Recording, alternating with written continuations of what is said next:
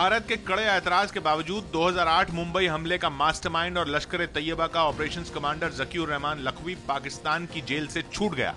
भारत ने इसे 26/11 के पीड़ितों का अपमान बताते हुए आतंक पर पाकिस्तान के दोहरे मापदंड का सबूत कहा। पाकिस्तान बिल्कुल इंडिया को बहुत हल्के में ले रहा है। भारत सरकार को कड़ा प्रतिवाद दर्ज कराना चाहिए और पाकिस्तान पर दबाव बनाना चाहिए। इंटेलिजेंस ब्यूरो के सार्वजनिक हुए दस्तावेजों से खुलासा हुआ है कि पंडित नेहरू की सरकार के वक्त सुभाष चंद्र बोस के परिवार की जासूसी करवाई गई थी। परिवार ने जांच की मांग की है। पंडित नेहरू ऑलवेज फियर्ड कि सुभाष चंद्र बोस वापस आ सकता है और सुभाष चंद्र बोस वापस आने से ही would have been the leader of the country.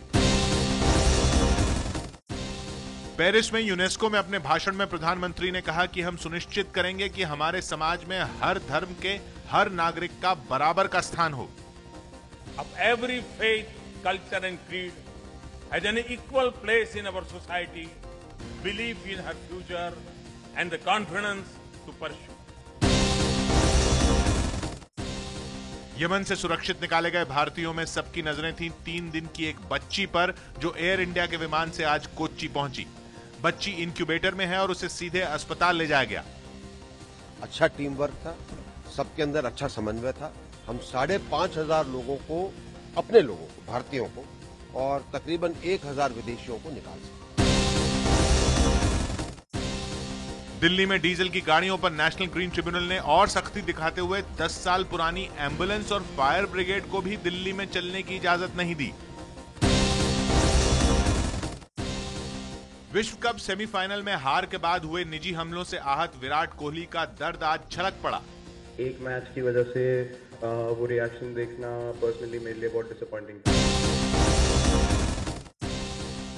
आज के राजस्थान और पंजाब के मैच से पहले खबर आई कि राजस्थान रॉयल्स के खिलाड़ी ने बीसीसीआई से शिकायत की थी कि उसके साथ रणजी खेलने वाले एक और खिलाड़ी ने उसे फिक्सिंग का ऑफर दिया था। इससे फिर सवाल खड़ा हो गया कि क्या सटोरिये इस साल भी आईपीएल में फिक्सिंग कर रहे हैं। This is what this player did. He immediately informed the anti-corruption unit people.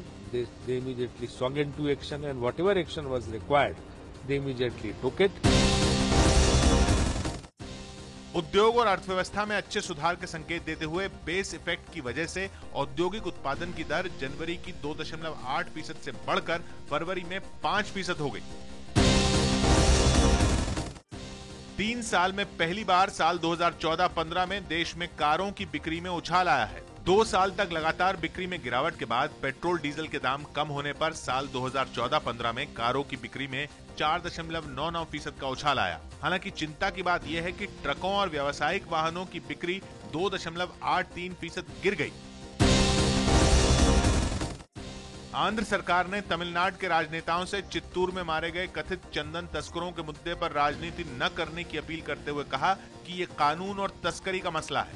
अपने समर्थकों के साथ चित्तूर की तरफ मार्च करते हुए एमडीएम के नेता वाइको को आज पुलिस ने रोक दिया।